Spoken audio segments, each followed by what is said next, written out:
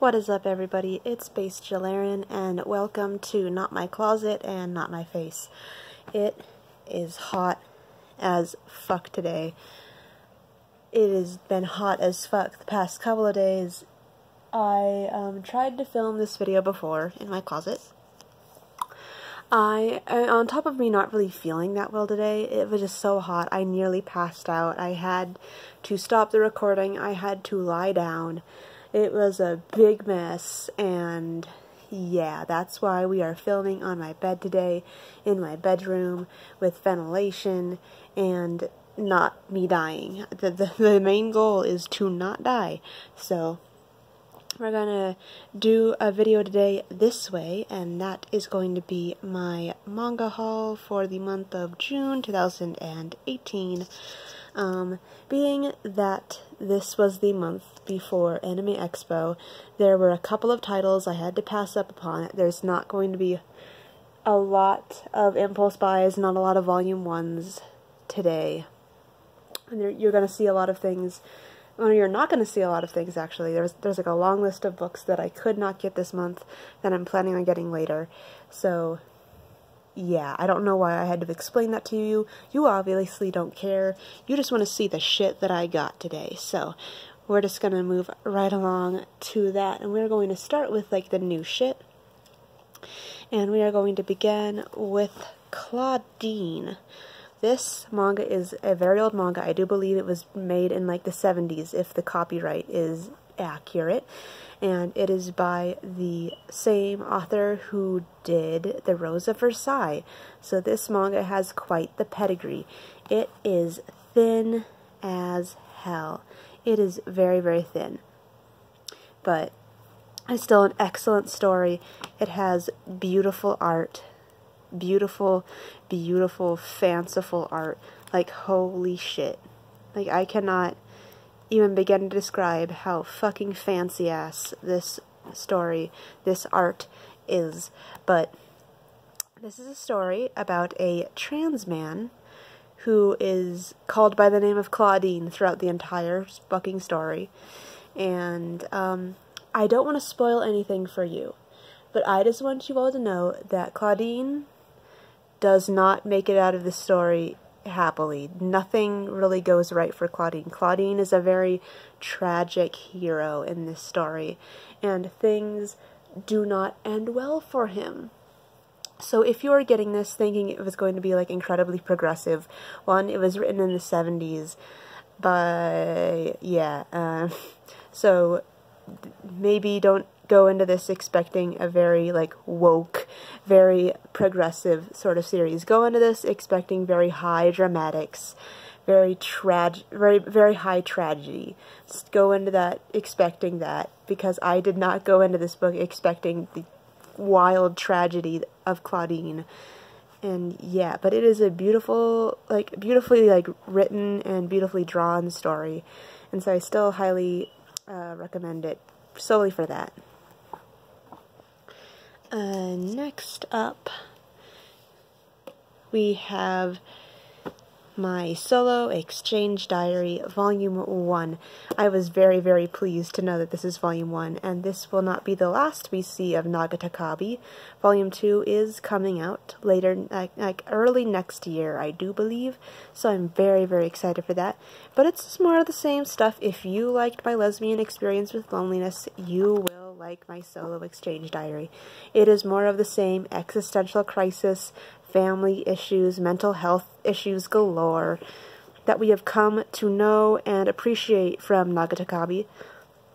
And yeah, it is an excellent story. A high recommendation for pretty much any collector out there. It is a wonderful book. Next up, this is my only impulse buy for this month. This was the only like new volume that I got that I was not planning on getting this month, but it was such a weird concept just by the title alone. I had to look into it. So this is Caterpillar Girl and Bad Texture Boy.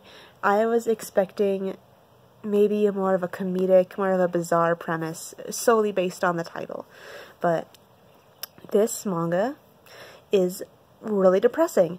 I mean, it's not the most depressing, saddest story in the world, but if you go into this expecting something kind of fucking lighthearted because it's about a guy and a gigantic caterpillar girl, you'd think that it'd be a little more, like, funny, but it's actually hugely depressing, and if you weren't expecting that, it will hit you as hard as it possibly can with both of its fucking manga hands.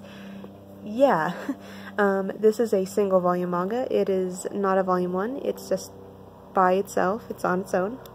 My camera will not pick up the spine for some reason, it's just way too light. But yeah, this is just a single volume, just a quick, it's over and done in one volume. But yeah, expect a little more, less of a lighthearted series, a lighthearted story than you were expecting by just looking at the title. Also a bad texter boy. There's nothing about there's nothing about this guy makes him a bad texter. I don't know why it's called bad texter boy, because there's definitely caterpillar girl. The bad texter boy element is nowhere in this manga. It's a very deceiving title. Next up we have Little Witch Academia, Volume 1. This is actually from Yen Press's imprint JY, which is a youth imprint that I had no idea they had, but apparently it's been around for like a year. This is the first book from their JY imprint I've ever gotten. And yeah, if you were a fan of the Little Witch Academia movies or the show, it follows the plot of the show loosely. Like, the first chapter is pretty much verbatim like the first episode, but it has its own original content within it. The way the first volume ends, it looks like it's going to cover some stuff from the anime, but it's not beat for beat just a retelling of the anime. So if you liked the anime, definitely look into the manga, because there's a bit of new content waiting for you inside this volume. And next we have Eclair, a girl's love anthology that resonates in your heart. That is the full fucking title. I love it. But this is a Yuri anthology, and I was very, very excited for this. I've been very excited for this for a good long couple of months. The stories in here are all very satisfying. There is definitely something in here for everybody. If you like Yuri, there's definitely something in here that will meet your tastes completely. This book will not disappoint you. In terms of notable people that contributed to this manga, obviously by the cover alone you can see that the artist for Bloom Into You contributed a story and cover art to this manga, as well as the mangaka who did Kiss and White Lily for My Dearest Girl also provided content in here. There might be some other lesser known authors I know nothing about that you might recognize in here. It's not like the Ruby anthology where it largely kind of felt like a lot of Pixiv artists. This one, I don't know, it feels like there might be a little more recognizable cast within this anthology. So yeah, that's Eclair. I heard that this is actually a part of a series of other Yuri anthologies. And Yen Press, if you're out there, please continue whatever the fuck continuation of the series this is, because I want more. I am never satisfied, and I want more Yuri. So bad. Alright, moving into continued stuff. We have Flying Witch, Volume 6. It's just more of the same. I could go on and on about how this is just a nice read that you can just sit down and relax with. We all know that. It's just more of the same stuff. Good old Flying Witch content. It's very, very nice. It's very good. Next up, we have DNA Doesn't Tell Us, Volume 2, which is the final volume of DNA Doesn't Tell Us. It kind of wraps things up pretty neatly. There's like an ongoing story in this one that kind of gets wrapped up and then the series kind of ends. But it's just a really cute fan service-y and like Animal Girl manga. It's very lighthearted and very, very cute. So if you like Animal Girls and you like yourself just a little bit of titty, definitely look into this because it's real nice. It'll definitely provide you with what you are looking for in that regard. Next up, I'm just gonna get this out of the way, gonna rip it off like a band-aid. And that is NTR Netsuzo Trap Volume 5, the second to last volume in the series, and soon I will be free of the demon that is NTR Netsuzo Trap. Like, the only reason I'm buying this is mostly to support the Yuri industry. Mostly just if... I don't know what one person like me is going to do buying this Yuri, but I feel like if we continue to prove to the publishing companies that Yuri does in fact sell, that we will continue to get more Yuri, more quality Yuri. What Yuri that is higher quality than NTR Netsuzo Trap, because NTR Netsuzo Trap is trash. And I don't like it. I cringe to just think about the potential of one day reading this series. I read like the first 3 volumes. Just hate the whole time. Just the whole goddamn time. Just no good feelings. But gotta get that Yuri. Got to get that Yuri. Next up we have Laid Back Camp Volume 2. This is, it's kind of like Flying Witch in the regard that it's just a nice manga to just sit down like in an afternoon and just have a nice little read. There's some cooking manga elements in here. Like, don't read this manga when you're hungry, because holy shit, just whenever they get into like a food segment, just the way that they go about like describing the food, like outdoor cooking, it's just very, very tantalizing. But yeah, it's just a really cute, nice little slice of life about camping. It's really cute, and I really am enjoying it. Next up, we have The Promised Neverland Volume 4. Oh, boo-hoo, it's got the new Viz logo. I'm so sad. Oh, Viz, why have you done this to me? You've burned my crops and poisoned my water supply. Nah, not really. But I haven't gotten into this one yet, and I'm a little behind on reading The Promised Neverland, so I can't really give you a synopsis. But it's a very good manga. I really, really like it. It's one of the few Shonen Jump titles that I can sit down and read and not feel like I'm being like constantly punched in the face or something. But yeah, Promised Neverland, good shit. Next up we have that good lesbian content, Kissing White Lily for My Dearest Girl. I've been meaning to just make like a video where I make a series of mini rants, because there's so many things that I want to say that wouldn't fit into a single video, and one of them is that I don't really see the, I don't understand the, why a Yuritopia series is a bad thing. I don't understand why everyone's all like, oh, it's just a bunch of girls falling in love with each other. They all go to an all-girls school, and they're all gay. It's so bad. Like, what's so bad about a bunch of gay girls? Sometimes you just gotta sit down and read about nothing but just gay. Just fill your heart with the high lesbian energies of the Yuritopia. I fucking love that shit.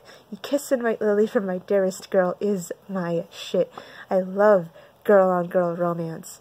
I love Yuritopia. When people complain like, there's no men in here, it's not believable, there's only girls. Like, you know what? Maybe I like when it's all girls.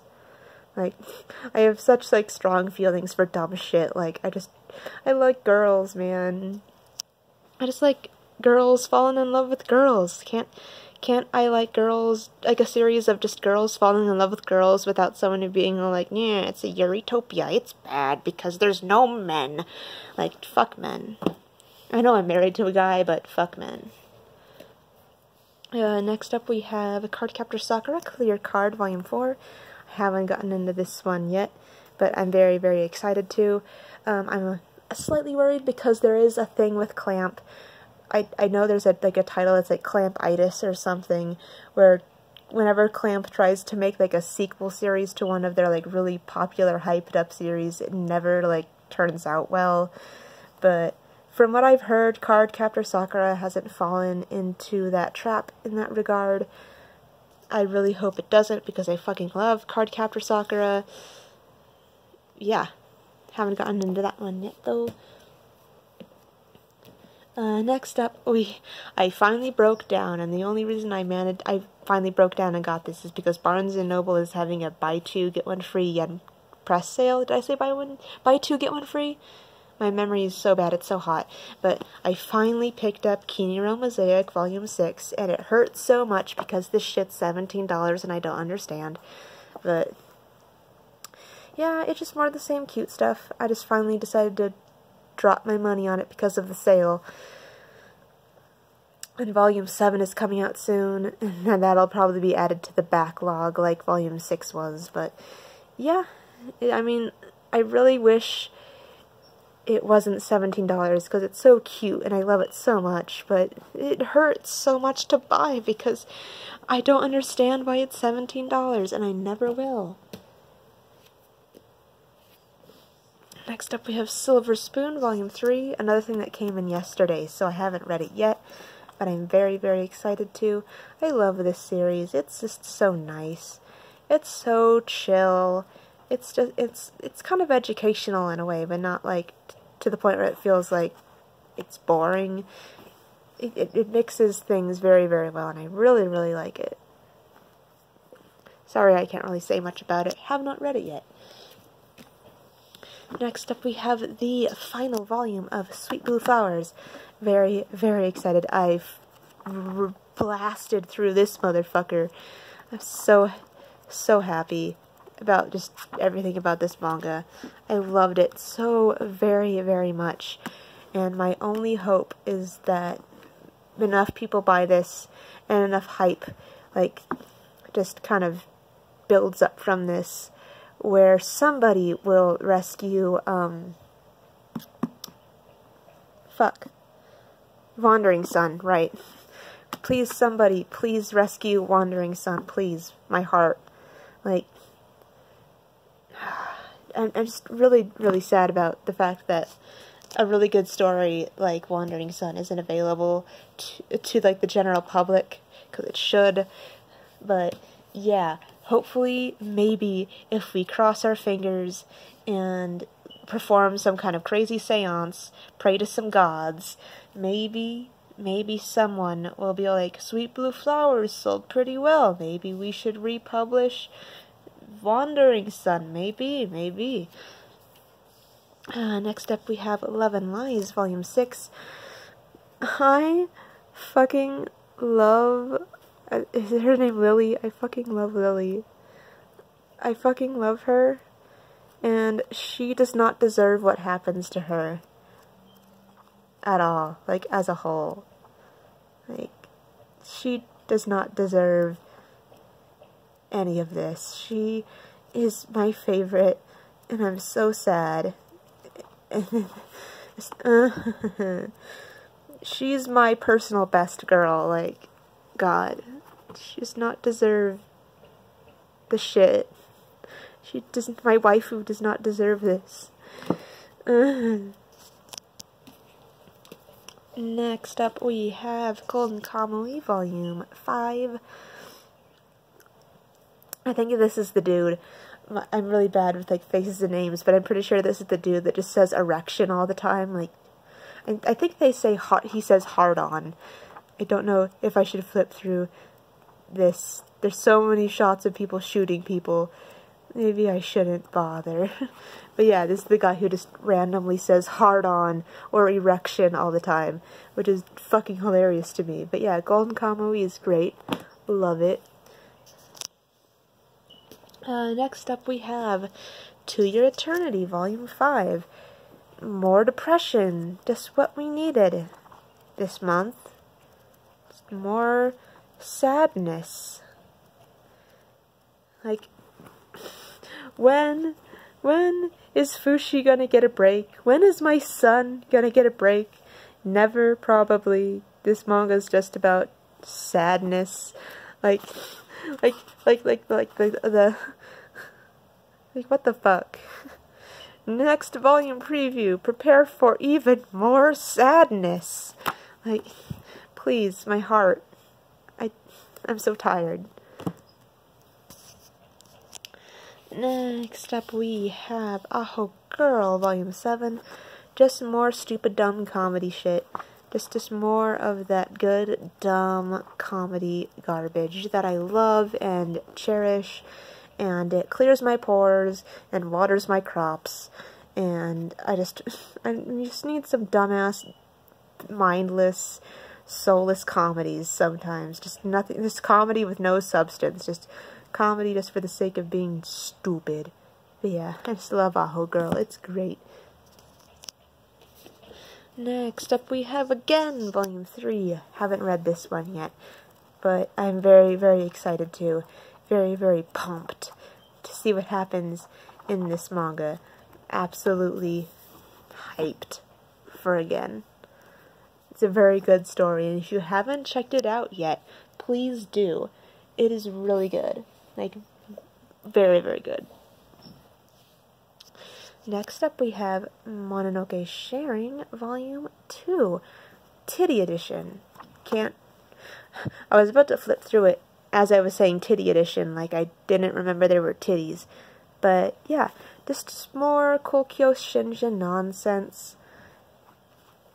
Dude loves his massive ass titties, and sometimes you just gotta appreciate that. And this is just a fun manga. It doesn't have like the heartwarming sort of like feel that Maid Dragon has, but it's still pretty nice and a lot of titty. So if you like that titty, look into Mononoke Sharing, because there is titty. Next up we have Wotakoi, Love is Hard for Otaku, Volume 2.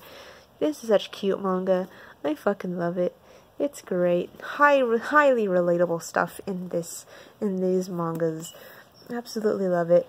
I've almost finished with the anime. I've been watching it on and off, but whenever I watch it, it's always super fucking late at night, so I wind up falling fucking asleep. But yeah, it's just some fun stuff. It's really, really great. If you are just a big old anime fan, there's stuff for you, there's stuff for the romance people, there's stuff for the comedy people. There's just some good shit in here, and it's just a real good manga. Next up, we have two titles that have been, I personally, maybe you personally, have been waiting for 2 years. Like, I'm going to show you this one first. That would be Loveless, Volume 13. Last one we got in like September or like the fall of 2014. Almost 4 fucking years. I think Japan had to wait longer. Just almost 4 year hiatus for Loveless. And I feel like I need to go back and just start from the beginning and reread all of Loveless, because it has been too long. I tried just straight reading it, and there's just so much I've forgotten. So yeah, I'm gonna have to reread pretty much all of Loveless just to get what's going on in Volume 13, because Jesus fucking Christ, we had to wait almost 4 years for that fucker. And now for a manga that we haven't had to wait that long for, we've had to wait for it for a year, and I'm very excited to present After Hours Volume 2. Ooh, I love this manga so much. Like, I can't even begin to describe. It's just very, very good. Very, very good Yuri. There is sex in this one, like full on, beautiful, lovely. Like, it's not even like fetishy. It's just a beautiful, wonderful sex scene. And while we get to get treated to the sex scene, the girls are just talking about things that they like about each other. It's a sex scene, but it's a wholesome sex scene. Like, holy fuck. But yeah, After Hours is fucking wonderful. And it has changed my life for the better. My life is now a better place now that this is in my life.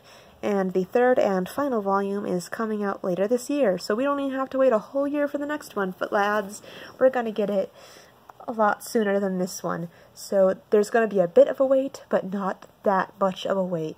And I'm very, very excited to see where this is going to end. I really hope it doesn't end in tragedy, though. I trust the man writing it to not let it end in tragedy. Please, God. And finally, we have just a light novel. Just one light novel that I picked up, again, because of the Yen Press Buy 2 Get 1 free sale at Barnes & Noble. And that's just Magical Girl Raising Project Restart Volume 2, which is the third volume in the Magical Girl Raising Project series.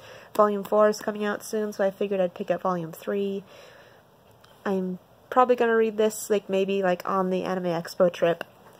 I just need, like a nice thing to read, on the plane rides. Because I can't really do much of anything on planes. I can read the fuck out of shit on planes. I can't do anything else. So yeah, probably going to bring this on my Anime Expo trip. And yeah. And yeah, that was everything that I got this month. Very, very excited to read a lot of this, because there's a lot of this I still haven't read. But, yeah, I will be attending Anime Expo. I'm not going to be there Thursday, but I'm going to get there Friday, and I'm going to stay there, and I'm going to be there till the very end. So yeah, I say that like I'm a famous person, that people are going to go to Anime Expo to see me, but I just want you all to know that I'm going to be there, and I'm going to be buying some mangas, maybe, possibly, because it's the only thing I buy. Maybe a shirt. But yeah, that's it. That's been everything. I will see y'all in the next video, whenever that may be, and yeah, that's it. See you next time. Bye.